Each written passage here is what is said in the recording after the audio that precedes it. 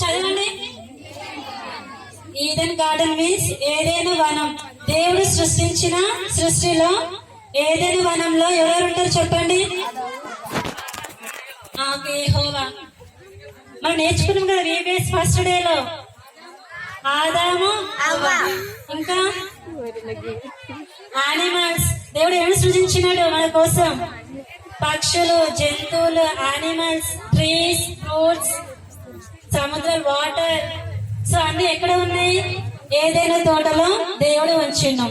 So ఏదైనా తోటలో కాయడానికి దేవుడు అందులో ఆదాము అవ్వను పెట్టినాడు.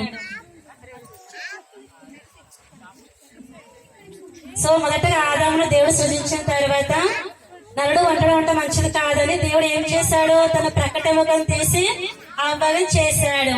తన పేరు హవ్వ. సో ఇద్దరు హాయిగా ఇంకా ఏదైనా తోటలో జాలీగా సంతోషంగా హ్యాపీగా ఉంటున్నారు.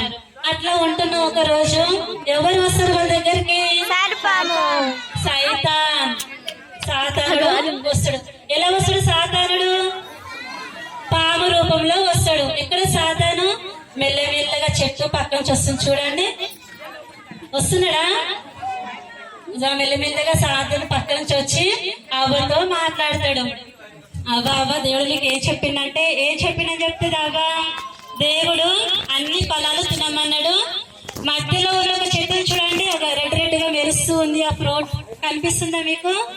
గ్రీన్ చెట్టు, రెడ్ ఫ్రూట్.